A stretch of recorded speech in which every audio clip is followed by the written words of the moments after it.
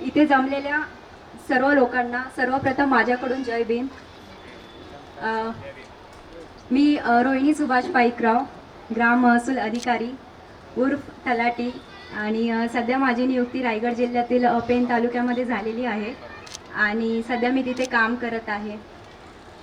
खरं तर रिझल्ट लागून 1 महिना ओलांडला, पण आज या कार्यक्रमानिमित्ताने, आज या सोहळ्यानिमित्ताने तो क्षण किंवा त्या ज्या काही आठवणी होत्या त्या परत एकदा ताज्या झाल्या आणि या सगळ्यांसाठी तुम्हा सगळ्यांचे मनापासून धन्यवाद.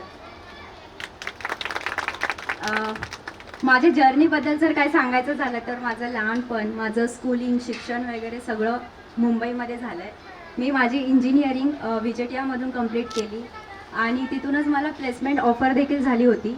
करीबन 2-2.5 वर्ष मी प्रायव्हेट सेक्टरमध्ये जॉब देखील केलेला आहे आणि तिथूनच MPSCकडे जाण्याची सुरुवात झाली. झालं हे की जॉब करत असताना, प्रायव्हेट सेक्टरमध्ये जॉब करत असताना टीम डिस्कशन म्हणा किंवा मित्रमैत्रिणींसोबत चर्चा म्हणा, आपला जॉब सिक्युअर असला पाहिजे असं सतत वाटत होतं. आणि जर 100% जॉब सिक्युरिटी हवी असेल तर गव्हर्मेंट सेक्टरमध्ये या, हे त्यावेळेस सोल्युशन होतं असं मला त्यावेळेस तरी देखील वाटत होतं. आणि शिवाय डॉक्टर बाबासाहेब आंबेडकरांनी आपल्यासाठी एवढ्या संधी ओपन करून ठेवल्यात, एवढ्या आपल्यासाठी अपॉर्च्युनिटीज आहेत आणि आपण कुठेतरी त्याचा फायदा घेतला पाहिजे आणि संधीचं सोनं केलं पाहिजे हे मला वाटत होतं. आणि त्यामुळे मी डिसिजन घेतला की मला सरकारी नोकरी करायची आहे. आणि सुरुवात तर जॉब सिक्युरिटीचा हा मुद्दा डोक्यामध्ये घेऊन MPSCला सुरुवात केली खरी, पण जसजसा मी MPSCचा अभ्यास करत गेले, विषय वाचत गेले, मला त्या अभ्यासाची डेप्थ जाणवली. देन आय रिअलाइज की मला प्रशासनामध्ये येण्याची इच्छा व्यक्त झाली आणि लोकांसाठी काहीतरी 4 गोष्टी करता याव्यात.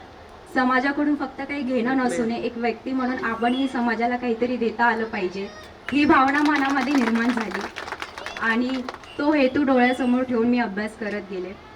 सुरुवातीला तर अपयश भरपूर आले आणि आपण म्हणतोच की अपयश ही यशाची पहिली पायरी आहे. तर अशा पहिल्या, दुसऱ्या, तिसरी पायरीपर्यंत मी अगदी गेले होते आणि आत्ता कुठेतरी ते मला यश संपादन झालं आहे. खरं तर हा जो काही प्रवास होता, जेवढा सोपा, जेवढा अवघड होता तेवढाच हा रिस्की देखील होता. कारण की या सर्व प्रवासामध्ये खरं तर 7-8 लाखाच्या पट्टीने मुलं कॉम्पिटिशन एक्झाममध्ये उतरतात आणि कुठेतरी 100-150च्या पट्टीत मुलं सिलेक्ट होतात. त्यामुळे हा जो काही सक्सेस रेशिओ आहे खूप कमी असतो आणि इथे श्युअरिटी बिलकुल नसते की तुम्ही तुमचं सिलेक्शन होईल किंवा नाही होईल. इथे खात्रीपणे तुम्ही काहीच सांगू शकत नाही. पण माझ्यामध्ये ती जिद्द होती, मला स्वतःवर आत्मविश्वास होता की मी इथे या सेक्टरमध्ये आले, या क्षेत्रामध्ये आले तर इथून काही ना काहीतरी मिळवणार. छोटं असो या मोठं असो, काही ना काहीतरी आपल्याला हातात घ्यायचं आणि प्रशासनामध्ये जाण्याचा मार्ग निर्माण करायचा, ती एक जिद्द होती आणि त्याप्रमाणे माझे प्रयत्न देखील होते. शिवाय हा जो काही प्रवास होता तो माझ्या एकटीचा नसून माझ्या संपूर्ण कुटुंबियाचा होता असं मी म्हणेल. कारण की या प्रवासामध्ये मी जेवढे अपयश फेस केले तेवढेच माझ्या फॅमिलीने देखील तेवढे फेस केलेले आहेत.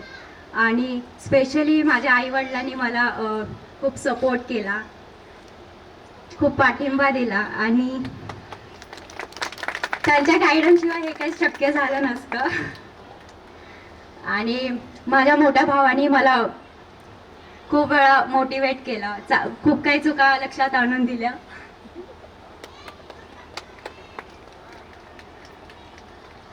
आणि याचा सर्व मला फायदाच झाला.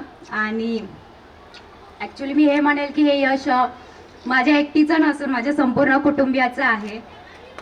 जेवढे माझे याच्यामध्ये कष्ट आहे, जेवढी माझी मेहनत आहे, मी तर म्हणेल की याच्यापेक्षा डबल माझ्या आईवडिलांचा वाटा आहे या सगळ्यांमध्ये. आणि मी खरंच त्यांना आज या कार्यक्रमानिमित्ताने मी खरंच त्यांना धन्यवाद मानते, म्हणजे खरंच थँक्यू म्हणेल. मी खरंच खूप आभारी आहे की तुम्ही मला वेळोवेळी सपोर्ट केला. Right now I don't have any words for them, but still just thank you. And आज या कार्यक्रमानिमित्ताने मला आणखी एका परिवाराचे आभार मानायचे आहेत आणि ते म्हणजे कंकाळ परिवार, की त्यांनी माझ्या मेहनतीवर जो काही प्रामाणिकपणे विश्वास ठेवला. खरंच मी परत एकदा त्यांचे आभार मानू इच्छिते. आणि ही तर एक छोटीशी सुरुवात आहे, अजून इथून आपल्याला बरेच मोठे टप्पे गाठायचे आहेत. त्यामुळे तुम्ही असंच मला वेळोवेळी सपोर्ट करावा अशी आशा व्यक्त करते. खरं तर हा कार्यक्रम केवळ माझा स्वागत समारंभ नसून नवीन पिढीने यातून काहीतरी प्रेरणा घ्यावी आणि काहीतरी स्वतःचं काहीतरी निर्माण करावं हा त्या मागचा उद्देश आहे. आणि डॉक्टर बाबासाहेब आंबेडकर ज्यांनी आपल्या संविधानाची निर्मिती केली, ज्यांनी संविधानाचा मसुदा निर्माण केला, त्यांनी आपल्यासाठी आपल्या समाजासाठी आरक्षणाच्या सोयी उपलब्ध करून दिल्यात. आणि त्यांचं महत्त्वाचं क्षेत्र, त्यांचं महत्त्वाचं शास्त्र जर आपण म्हणू तर ते आहे केवळ शिक्षण. जर आपण प्रगती करू शकतो तो शिक्षणामुळेच आपण पुढे जाऊ शकतो असं मला वाटतं. आणि आपला हा समाज शिक्षणातून पुढारलेला असावा असं मला वाटतं. आणि शिका, संघर्ष करा, संघटित व्हा, हे काही त्यांचा आदेश आहे किंवा हे काही त्यांचं ब्रीदवाक्य आहे. मला असं वाटतं हे आपण प्रत्येकाने जोपासलं पाहिजे. आज या कार्यक्रमानिमित्ताने म्हणजे खरं तर हा एक दिवस माझ्यासाठी खरंच खूप स्पेशल आहे, कारण की इथे माझा समारंभ देखील सेलिब्रेट होत आहे आणि दुसऱ्या ठिकाणी माझ्या खऱ्या आयुष्याला देखील सुरुवात होत आहे. आणि या दोन्ही कार्यक्रमासाठी तुम्ही आज जी काही उपस्थिती दर्शवली, मी खरंच परत एकदा तुमच्या सगळ्यांचे मनापासून धन्यवाद मानू इच्छिते, आभार मानते. थँक्यू. जय भीम.